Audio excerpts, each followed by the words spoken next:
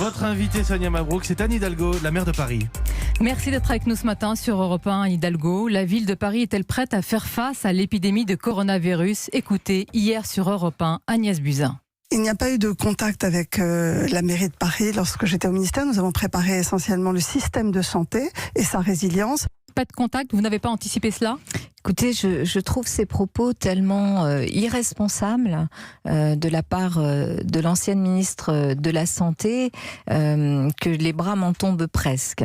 Bien sûr que, en tant que maire de Paris, mon rôle c'est de tenir compte, de préparer sous les autorités sanitaires, de préparer la ville. Il se trouve que, heureusement, dès le 25 janvier, nous avons organisé avec l'Agence régionale de santé, la ville de Paris, une cellule de veille pour surveiller l'évolution de la pandémie.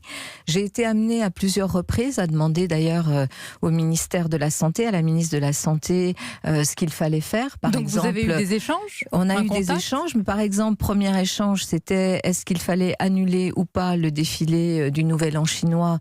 On nous a dit de faire comme on voulait et en fait, on a décidé avec les associations de l'annuler. J'ai écrit aussi à la ministre de la Santé fin janvier, Madame Buzyn à l'époque, pour lui demander quelles préconisations vis-à-vis des enfants qui allaient rentrer de vacances scolaires et qui avaient passé des séjours en Chine et dans les régions impactées par l'épidémie. Et elle m'a répondu d'ailleurs, ensuite, toujours ministre de la Santé, que la proposition que je faisais, qui était de demander aux parents de tenir les enfants à distance de l'école ou de la crèche pendant 14 jours s'ils avaient fait un séjour dans les zones impactées, que c'était plutôt une bonne décision. Oui, et d'ailleurs, elle a même salué... Ceux qui nous écoutent ne savent plus qui croire ce matin. Agnès Buzyn, ancienne ministre de la Santé ou l'actuelle maire de Paris? Voilà, j'ai deux courriers. Voilà, le courrier que je lui ai écrit et le courrier de sa réponse. Donc les choses sont absolument claires. Et heureusement d'ailleurs, je pense que nos concitoyens à Paris comme ailleurs doivent, dans un moment comme celui-ci, vous savez, polémiquer sur quelque chose qui renvoie à une pandémie, à une situation de crise que nous allons connaître. C'est très grave. Cet après-midi, j'organise à l'hôtel de ville une réunion à nouveau avec l'Agence régionale de santé. J'organiserai une réunion avec les maires d'arrondissement de Paris pour les tenir au courant des préconisations pour les événements qui concernent la ville. Et par ailleurs, j'ai provoqué l'organisation d'un conseil de surveillance extraordinaire de l'assistance publique hôpitaux de Paris. Là, parce vous nous que dites j'ai une inquiétude. La ville de Paris est prête. Vous avez une inquiétude, mais la ville de Paris est vraiment prête à faire face à une épidémie. Il y a beaucoup de touristes, notamment de touristes chinois, italiens, évidemment, dans la capitale. Ça, c'est le ministère de la Santé qui doit donner les préconisations, mais bien sûr que nous sommes une ville extrêmement responsable.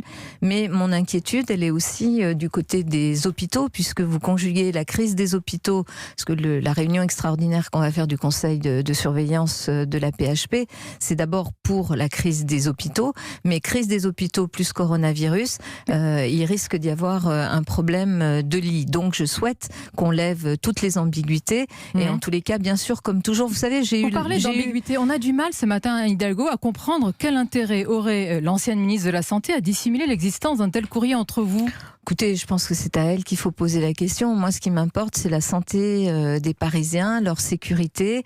Et vous savez, j'ai eu dans mon mandat, avec les Parisiens, à faire face à des événements extraordinaires. Heureusement qu'au lendemain des attentats de 2015, on n'a pas polémiqué à Paris avec les différents ministres. Loin de toute polémique. Donc il faut vraiment, voilà, notre rôle, nous les élus, les responsables publics, qu'on soit à la mairie ou dans des ministères, c'est de veiller à la santé, à la sécurité de nos populations. Mais vous nous confirmez ce matin que les agents justement de la mairie sont véritablement formés pour faire face à une épidémie de coronavirus. C'est ce que disait hier l'ancienne ministre. Non, ils ne sont pas suffisamment formés. D'abord, je ne vais pas continuer cette polémique. J'ai eu hier le ministre de la Santé. Est-ce que l'actuel maire de Paris peut rassurer sur ce sujet? J'ai eu le ministre de la Santé hier, Olivier Véran, pour évoquer avec lui un certain nombre de cas.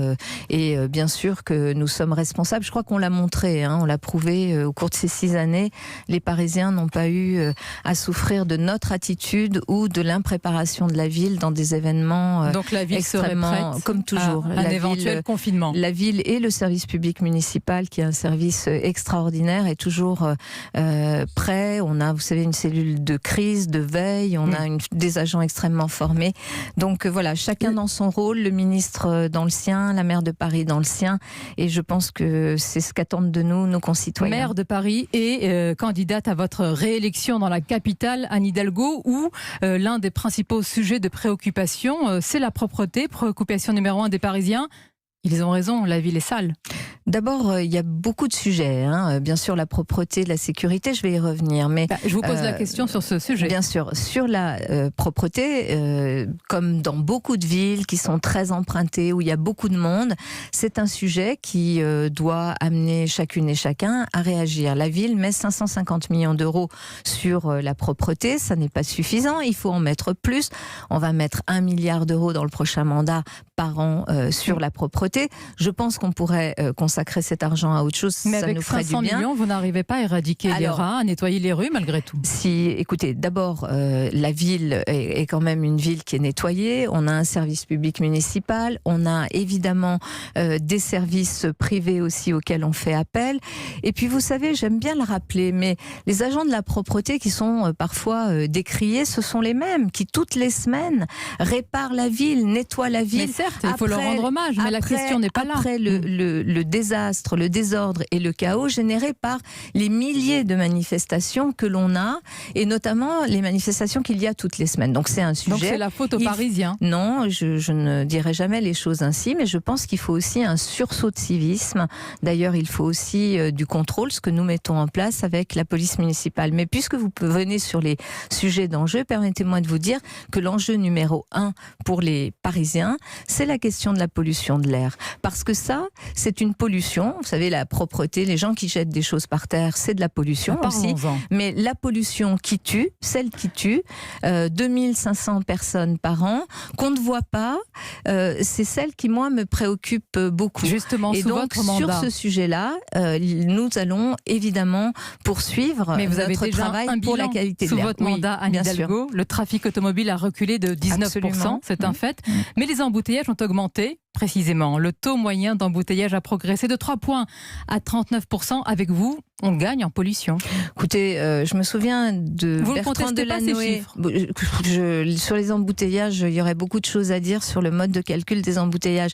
Ce que je sais, c'est que la pollution a baissé parce que le trafic a baissé. Je me souviens les aussi embouteillages ont augmenté, avec logiquement, Bertrand la pollution Delanoë augmente. en 2008, on accusait Bertrand Delanoë d'avoir créé des embouteillages la nuit. Donc, vous voyez, l'histoire des embouteillages. Oui, l'histoire des embouteillages à Paris est à peu près aussi vieille que Paris. Mais évidemment qu'il faut continuer d'abord à baisser le trafic automobile parce que c'est la première source de pollution et notamment de pollution atmosphérique, mais aussi de pollution sonore. Donc ça, c'est un point très important. Et vous savez, on ne peut pas être dans l'immobilisme, on ne peut pas arrêter cette politique-là parce que tout retour en arrière, ça veut dire réaugmenter on ne dit la pas pollution. Ça, mais Paris respire parfois, mais la banlieue et les arrondissements périphériques suffoquent. Pourquoi vous leur faites supporter cela ? C'est faux, d'abord, ce que vous dites. Pantin, hausse de la pollution de l'air, embouteillage permanent. Pour l'OMS, la ville la plus polluée de France. Par exemple, ce que je veux vous dire, c'est que la banlieue parisienne, plus vous vous éloignez du centre, plus la pollution se diffuse et est faible. C'est-à-dire que les endroits où il y a le plus de pollution, c'est dans l'hypercentre, c'est-à-dire Paris. C'est aussi sur les très très grands axes, type le périphérique. C'est pour ça que, avec mes amis des communes voisines, nous avons proposé un plan commun pour continuer à réduire la pollution qui est aussi extrêmement importante sur ces grands axes. Et donc, il faut agir. Mais dire que Paris polluerait ses voisins, c'est d'abord un non-sens. Et par ailleurs, moi, mon rôle, c'est de protéger les Parisiens. Vous savez, les Parisiens, ils me disent ne lâchez rien. Il y a les Parisiens, mais il y a les habitants de Bagnolet, Aubervilliers, Clichy, ici les Moulineaux. Eux s'inquiètent de voir les Parisiens garer leur voiture en banlieue. Pas du tout. Avec qui on travaille, avec qui d'ailleurs on a fait une rencontre la semaine dernière. Je crois que je suis la seule candidate à avoir, y compris un projet commun avec plusieurs maires de cette métropole du Grand Paris. Nous avons réussi à faire en ensemble avec les maires des communes du Grand Paris et sous la houlette d'ailleurs de Patrick Ollier. Certains disent que c'est pour rattraper votre plan anti-banlieue depuis des années. À mettre en place une zone à faible émission sur l'ensemble de la métropole. Donc vous voyez, loin des polémiques, loin des petites phrases, loin des caricatures, on travaille et moi je me suis toujours attachée à travailler pour la santé des Parisiens et bien sûr pour les Franciliens. Et la sécurité, Anne Hidalgo, pourquoi vous ne voulez pas d'une police municipale armée d'armes létales, contrairement d'ailleurs à Agnès Buzyn ou Rachida Dati? D'abord sur la sécurité, il y a une augmentation extrêmement importante de la délinquance à Paris, mais aussi dans d'autres villes de France. Les vols à la tire, les cambriolages ont augmenté. Il y a un rapport de la Cour des comptes de décembre 2019 sur la police nationale à Paris qui est très clair, qui dit, et ce chiffre retenez-le, que les policiers parisiens, ceux qui sont dans les commissariats, consacrent 2,5% de leur temps à être sur la voie publique. Le reste du temps est consacré à quoi? À du maintien de l'ordre.